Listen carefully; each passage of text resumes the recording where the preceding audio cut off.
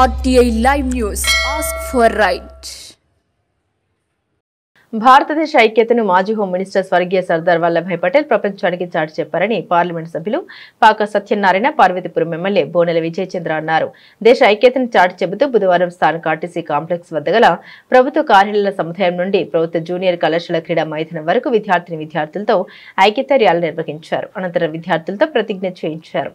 ఈ సందర్భంగా ఎమ్మెల్యే విజయ్ చంద్ర మాట్లాడారు. స్వాతంత్ర్యం వచ్చిన తర్వాత హైదరాబాద్, ట్రావెల్కోట్, జమ్మూ కాశ్మీర్, జనగాడ్ తదితర సంస్థానాధిపతులు దేశంలో కల్వకుండా స్వతంత్రంగా ఉండేందుకు సర్దార్ వల్లభాయ్ పటేల్ ప్రయత్నించారని అన్నారు. ఐక్యత అంటే ముందుగా గుర్తొచ్చేది సర్దార్ వల్లభాయ్ పటేల్ అన్నారు. అందరికీ నమస్కారం. ముఖ్యంగా పార్లమెంట్ నుంచి వచ్చిన రాజ్యసభ సభ్యులు పాక సత్యనారాయణ గారికి మన్యం జిల్లా స్వాగతం పలుకుతుందని గారు. ఆల్రెడీ మీరు ఆల్మోస్ట్ మన మోడర్న్ ఇండియా హిస్టరీ అంతా ఒక క్లుప్తంలోనే చెప్పేశారు. పిల్లలు మీరు అందరూ గుర్తు చేసుకోవాల్సింది ఐక్యతనంటే, యూనిటీ అంటే భారతదేశంలో గుర్తుకొచ్చే వ్యక్తి సర్దార్ వల్లభాయ్ పటేల్ గారు. నిజంగా ఆయన లేకపోయి ఉంటే హైదరాబాద్కి మీరు నేను వెళ్ళాలంటే పాస్పోర్ట్ అవసరం, ఒక వీసా అవసరం. జమ్మూ కాశ్మీర్కి వెళ్ళాలన్నా, అలాగే కేరళకి వెళ్ళాలన్నా మీకు ఒక పాస్పోర్ట్, ఒక వీసా అవసరం ఉండేది. ఇంత అఖండ భారతదేశాన్ని ఆయన అనుకున్నది ఎప్పుడు ఒకటే, అన్నిటికంటే ఫస్ట్ ఇండియా ఫస్ట్ అనేవాడు. దేశమే ముందు, ఆ తర్వాత ఏదేనైనా.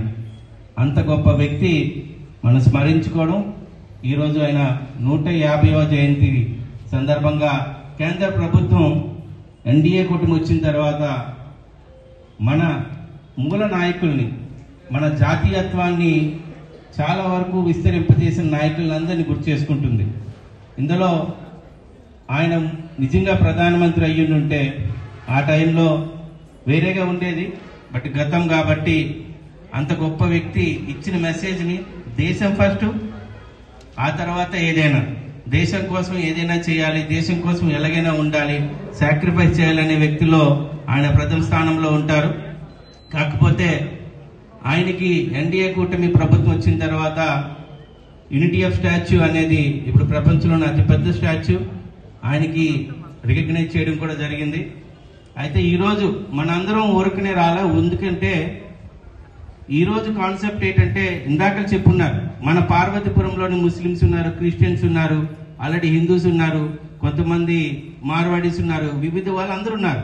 కాకపోతే అందరూ ఏమనుకుంటారండి, వీఆర్ ఇండియన్స్ ఫస్ట్, భారతీయులం, అలాగే తెలుగు వారని ముందు ఒక ఇది తీసుకురావడానికి ప్రధాన కారణం, పునాదులేసింది ఈ మహానుభావులనే విషయాన్ని, మహానుభావులను ఎప్పుడు కూడా మర్చిపోకుండా గుర్తు చేసుకోవాల్సిన అవసరం ఉంది.